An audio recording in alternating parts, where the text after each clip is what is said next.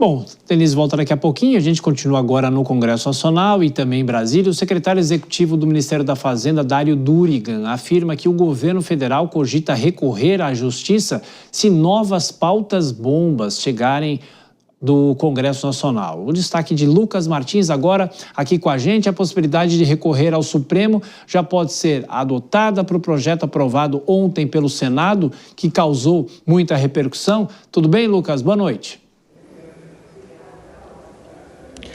Oi, Thiago, muito boa noite a você e a todos que estão na nossa companhia. Exatamente, olha só, a aprovação desse projeto que antecipa aposentadorias de agentes da saúde repercutiu no Executivo. Isso porque Dário Durigan, secretário executivo da Fazenda, disse que, embora estar firme e otimista com a relação entre o Congresso e o governo federal, ameaçou levar projetos que são confirmados que são considerados, na verdade, para o Executivo como pautas bombas ao Judiciário. Nós vamos ouvir agora um trecho do que disse o secretário executivo.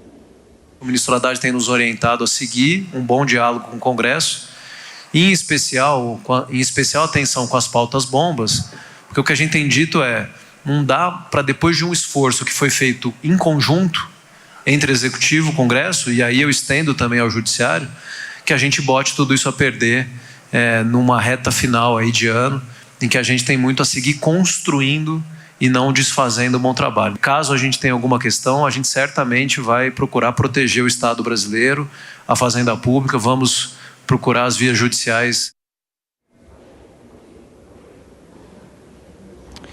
Pois é, Thiago, olha só, além disso, o secretário executivo também disse que o governo busca pelo menos 30 bilhões de reais para fechar o orçamento de 2026 e atingir a meta de superávit nas contas para o próximo ano. E com isso, ele aposta, o governo federal, em projetos que aumente a arrecadação, como o projeto que eleva a tributação de bets e também fintechs e que também fixa uma tributação maior de juros sobre o capital próprio.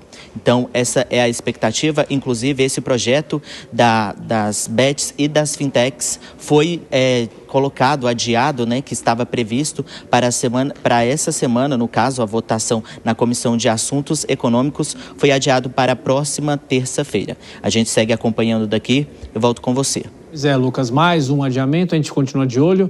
Vou girar as nossas comentaristas mais uma vez.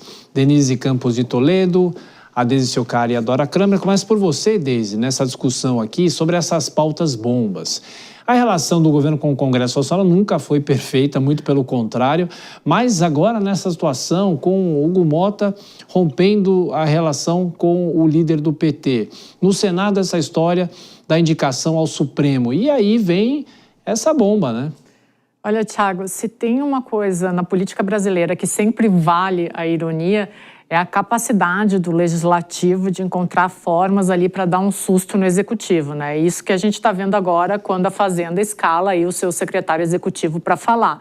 É óbvio que isso vai ter um rombo fiscal muito grande, aí o Congresso sabe disso e justamente por causa disso age dessa forma. Mas aí eu volto para uma questão que a gente está vendo desde o início dessa semana, né? Que é o fato do Congresso passar aos poucos esses recados para o Executivo, né? E, de novo, eu penso que eles estão ganhando uma força, uma musculatura por causa das eleições que vem aí, e aí eles deixam muito claro para o Palácio do Planalto que quem comanda a agenda não é o Executivo, como era antigamente, é o Congresso Nacional. E quem pode também implodir a agenda também é o Congresso Nacional, né? Ou seja, o Palácio do Planalto ali fica só observando como que o Congresso vai agir e eles estão literalmente dando as cartas e, na minha opinião, estão sentindo aí essa chegada de 2026 ganhando musculatura e deixando a vida do Executivo cada vez mais difícil. O governo consegue reverter isso, amenizar isso, Dora Kramer? Olha, precisa ver se há disposição, né? Porque quando o secretário executivo do Ministério da Fazenda faz algo que certamente vai ser ouvido no Congresso como ameaça. Então, não parece que tenha grande habilidade de conduzir essa questão que ainda não está resolvida, porque ainda falta a Câmara, quer dizer, o governo pode atuar na Câmara, antes de dizer que vai recorrer à Justiça. A gente já viu várias vezes ao longo desse ano como repercutiu, como esses recursos ao Supremo Tribunal Federal contribuíram para o esgarçamento da relação entre o Poder Executivo e o Poder Legislativo, e porque o Poder Legislativo considera que há uma parceria, em última análise até há uma parceria entre Executivo e Judiciário. Então, nesse momento em que o assunto ainda vai tramitar na Câmara, e o governo poderia atuar na Câmara, é um pouco precipitado. Agora, eu fico aqui na minha dúvida se há interesse do governo em realmente desfazer essa questão, conseguir reverter esse tipo de decisão, ou se, em função exatamente do que Deise disse, das eleições, essa demarcação de terreno de uns contra os outros é que vai prevalecer. Está me parecendo o governo muito nessa linha, sabe? De confrontar o Congresso. Agora, no final das contas, a gente sempre viu Poder Executivo, quando tenta governar sem o Congresso, não se dá bem. Às vezes se dá até mal e cai. Não é o caso desse, porque a gente não tem questão de impeachment, interrupção de mandato no cenário.